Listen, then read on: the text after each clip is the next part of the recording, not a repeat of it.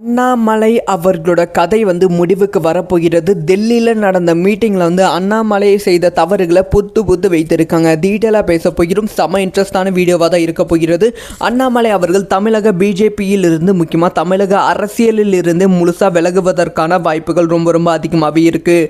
அதாவது 234 தொகுதியிலும் அதிமுக தன்னோட ஆளுமையை செலுத்த வேண்டும், எப்படியாவது வெற்றி பெற்ற விட வேண்டும் அப்படின்னு சொல்லி அதிமுக பிஜேபி கூட்டணி போராடி கொண்டு இருக்கு. இந்த சமயத்தில் அதிமுகவுக்கு அடிமேல் அடி அதிமுகவில் இருந்த பல பேர் பிரிந்து கொண்டு இருக்கிறார்கள். இதனால் அதிரடியாக டெல்லி சென்றிருக்கிறார் எடப்பாடி பழனிசாமி. அமித்ஷா அவர்களை சந்தித்து இருக்காங்க. அமித்ஷா அவர்களை சந்தித்து அதிமுக பத்தி பேசுவாங்க பார்த்தா அண்ணாமலை அவர்களை பத்தி பேசியிருக்காங்க. அதாவது நயனா நாகேந்திரன் அவர்களும் அமித்ஷா அவர்களை சந்திக்கும் போது அண்ணாமலையை பத்தி பல குற்றங்கள் சொல்லியிருந்தாங்க. முக்கியமா நயனா நாகேந்திரன் அவர்கள் பிஜேபி தலைமையில் இருந்தாலுமே அண்ணாமலை அவர்கள் சொல்லும் கருத்து தான் அங்க முக்கியத்துவம் வாய்ந்த கருத்தா இருக்கு.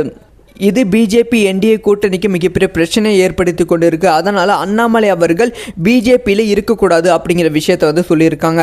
ஸோ இந்த ஒரு விஷயத்தை பற்றி தான் பயங்கரமான டிஸ்கஷன் போயிருக்கு அப்படின்னு சொல்லப்படுகிறது. ஆல்ரெடி அண்ணாமலை அவர்களை நார்த்தில் தேர்தல் தலைமை அதிகாரி பொறுப்பு பிஜேபி கொடுப்பதற்கான வாய்ப்புகள் இருக்குது. அதுக்கான நடவடிக்கை தான் எடுத்துக்கொண்டு இருக்குது. ஸோ இந்த மாதிரி இஷ்யூஸ் மீண்டும் அண்ணாமலை மேலே வருவதால் இந்த ஒரு விஷயம் ரொம்ப ஸ்பீடாக எக்ஸிக்யூட் பண்ணுவதற்கான வாய்ப்புகள் இருக்குது.